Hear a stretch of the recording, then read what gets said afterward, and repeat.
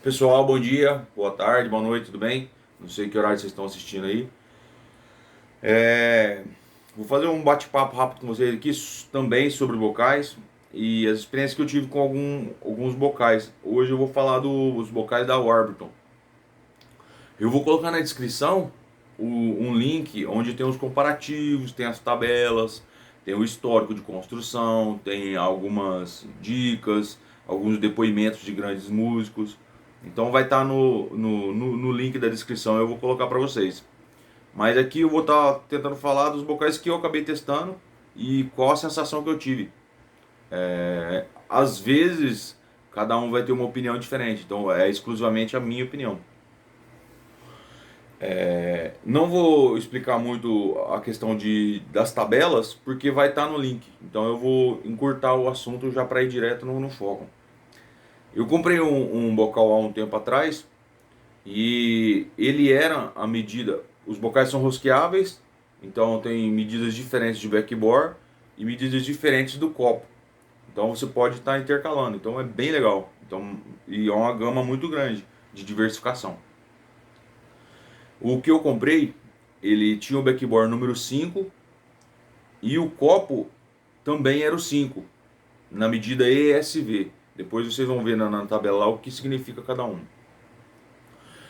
A medida 5 do copo seria comparado com a 5 da barra, como referência. Só que ao adquirir o bocal, eu tinha dificuldades nos ataques, principalmente na região aguda. E aí eu acabei desfazendo do bocal, mas fiquei com a ideia na cabeça porque eu achava interessante a mobilidade de você diversificar os bocais. Fui até São Paulo com o Bruno Garcia, que é um dos vendedores e está representando a marca da Warburton, que é uma marca americana. E lá eu consegui testar mais bocais, mais backboards e como faz diferença essa mudança de medida. A exemplo para vocês entenderem sobre backboard. Lá tem os backboards de medida de 1 a 11, fora algumas medidas especiais, que eu também vou estar mostrando algumas para vocês. Então o número 1 seria o backboard mais fino, com maior resistência. E aí, quanto mais você aumenta o número, maior ele está aumentando o furo do backbore e o trabalho interno dele. Para ter uma noção, eu peguei um backbore que eu adaptei, número 10, que seria um backbore sinfônico. Porém, para os meus trabalhos que eu estou fazendo ou para o dia a dia, me adaptei super bem. Então ele é mais livre para se tocar, na minha concepção. Eu vou estar tentando fazer um som para vocês entenderem mais ou menos essa diferença.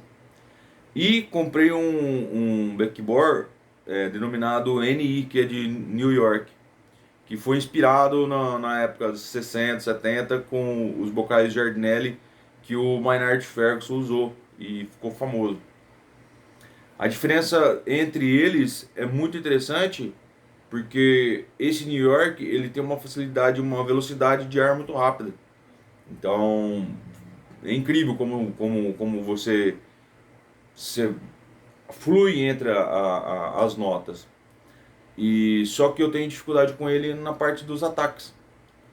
Já o 10, na minha impressão, foi melhor os ataques. Então eu vou tentar fazer um som para vocês aqui. Eu tô com algumas medidas de copo. Então eu tenho as medidas de copo número 4. Então o copo número 4 da Warburton seria referente às medidas número 3 da barra.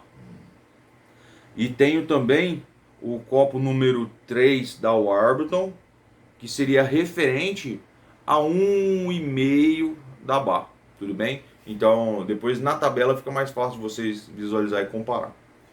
Eu vou começar com um backboard 10. Eu vou tentar usar aqui para vocês a medida 4. Uma 4S. Seria um 3D da barra, mais ou menos. Eu tenho a impressão que seja até um pouco entre o copo C e o copo D. Essa é a impressão. Na tabela diz que é bem mais raso, mas eu não sei se é o formato em S, que no lábio você não sente tão raso. Então o backboard 10, o copo 4S. O trompete é um trompete Olds, eu acredito pelo número de série, por volta de 69, por aí, alguma coisa nesse sentido. Boa afinação do trompete, gostei da máquina.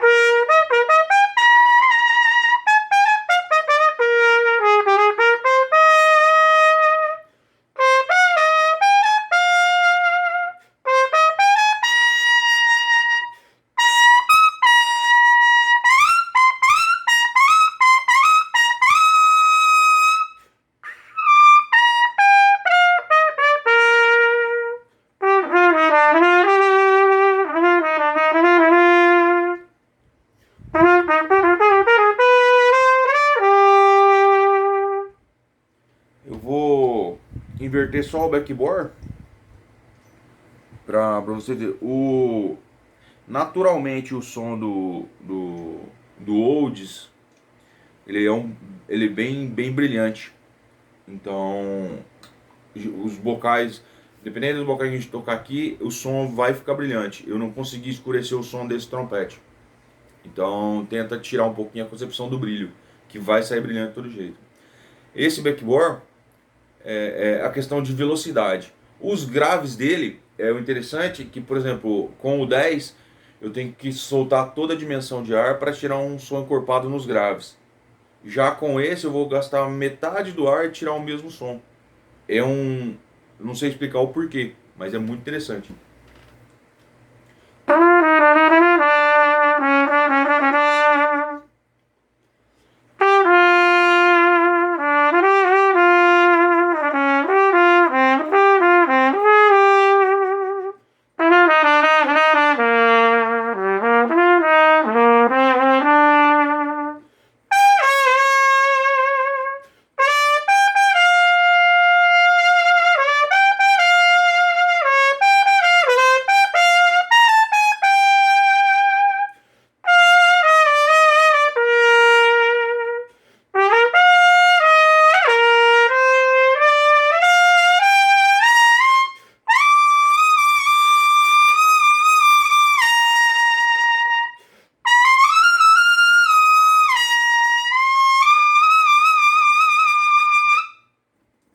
Então é um backboard bem interessante. Eu vou diminuir um pouquinho a profundidade para a gente ver o alcance do registro. Agora eu vou pegar uma medida 4 também, da Warbton, só que é o 4 ESV.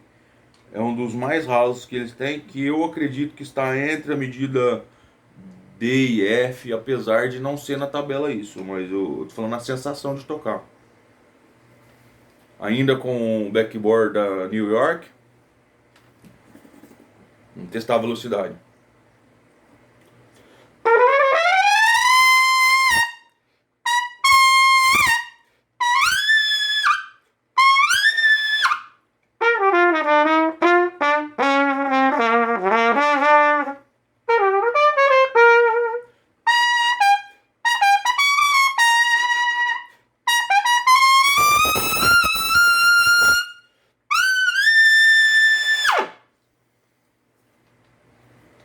Testar com outro backboard. As notas em rampa, quando a gente toca sem ataque, eu sinto que o New York é excelente. Você consegue. A gente fala rampa, mas é como se você carregasse as notas numa ligadura, né? E só na velocidade de ar e na pressão. Agora, quando você tem que retirar e fazer o ataque, eu senti mais dificuldades. Mas tem grandes trompetistas usando esse backboard. Então é interessante. Acho que um dos principais que eu tenho acesso é o Otávio Nestales, que está utilizando esse backboard e tá monstro. Agora o 10 com o mesmo copo.